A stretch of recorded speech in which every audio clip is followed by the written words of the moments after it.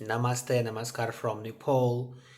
In this video, I want to address to those who keep on practicing spiritually more or less successfully, and to those who feel like they can't really get this far to the state of so-called samadhi or bliss, absolute bliss. Now, there is no such thing as success if we talk about yoga or Reiki or Qigong or Vipassana or some other spiritual practice. Anything could be. Anyways, there's no such thing as success in that because this is the path. This is the way, this is the lifestyle which you keep on going on. Why? Because you feel like your mind, your body, your prana, your vital energy, which lives in every living creature and in every non-living creature and within you for sure, and an entire universe, it requires from you keeping on doing those practices. Now, personally, I have revealed for my own self like more or less four different steps, four different stages on which of them people from all over the world on their own different level, which is totally different, strive for the same thing, for the very same thing, which is called samadhi in the East, or which is called bliss. All right. So on the first level, people are doing drugs, alcohol, mushrooms, and they don't really control their sexual behavior. Anyways, they do all of that just to strive for bliss, for samadhi. On the second level, people read books. They watch some inspirational, spiritual, self-help videos.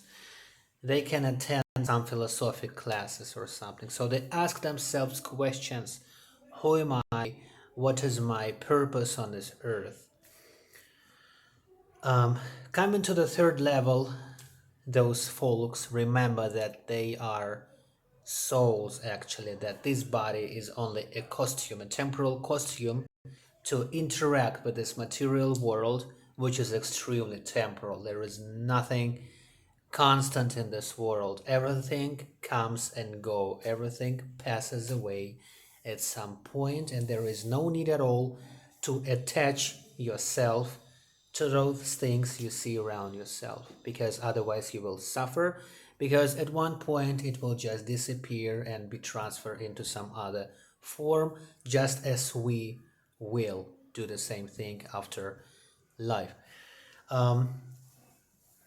So on the third level, people do a lot of practices like yoga or qigong or reiki or vipassana meditation or any other stuff. They meditate a lot.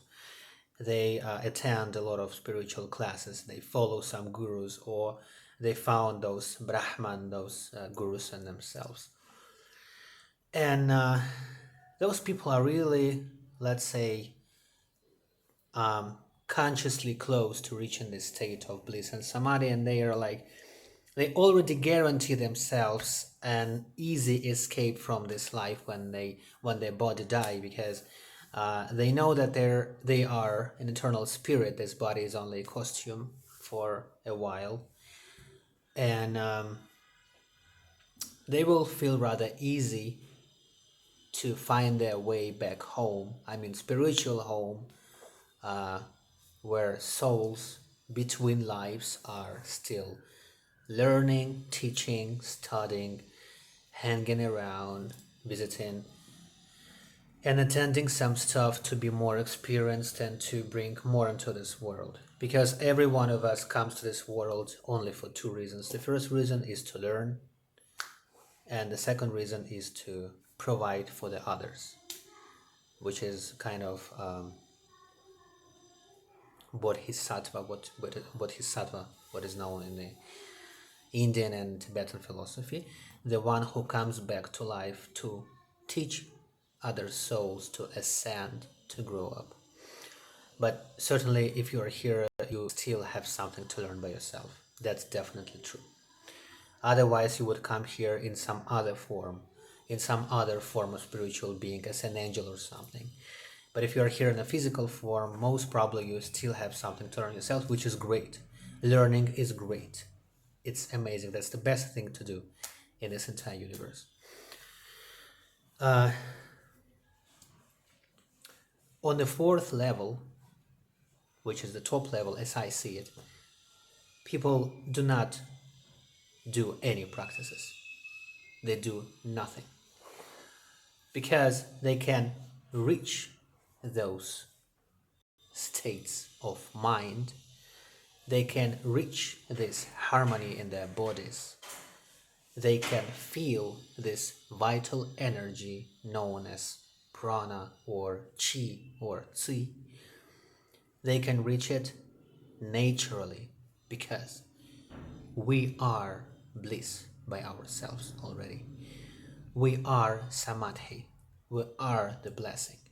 This is our natural state. Yoga is our natural state. Harmony is our natural state. Peace of mind is our natural state. So we have nowhere to go to get it. We don't have to strive for it. Because in this way, it's a paradox of spiritual practices. When you strive too far to reach some specific state, you bring yourself further from the real state you want to achieve. So not to get confused in here, you just need not to put obstacles on the way of feeling yourself. Natural, this is the key. We are there already, but our mind and our body is so conditioned by all the stuff going around. Our body gives us so many conditions and so many commitments and so many cravings that we're so distracted from our true state of mind. Remember one last time you felt this samadhi or eternal bliss sensation or state. Better say state because sensation comes and goes, but state is something constant. You don't need anything from this worldly state. You are designed to give to this world. You don't expect anything back in return. So this is what we call samadhi. This is what we call bliss. And it's way easier, as I see it, than some philosophical schools can teach you. Samadhi is way closer to us when we imagine. Samadhi can be reached much faster. But on this earth, it's rather impossible to feel samadhi all the time because this is not a drug which you want to attend more and more. Samadhi is just a perfect state of unbearable lightness of being. It's a state of wonderful, creative, willing to wishing love and compassion to all living beings around. It comes just from your own source. You don't get it from external world. It comes from within you because it has already been there, So that's what I want to say for today. If you're on this third level, you're doing yoga, you're doing great. You reach super cool states and super cool revelations and enlightenments in some way, if you can call them like that. Do not forget that there is another level where you don't need any practice to be in the state. You don't need any practice to be loving and compassionate. And you don't need any practice to remember as often as possible that you are an eternal soul, an eternal spirit, which is currently making its way home through this material world, which happens to be rather tough but necessary school for each of us.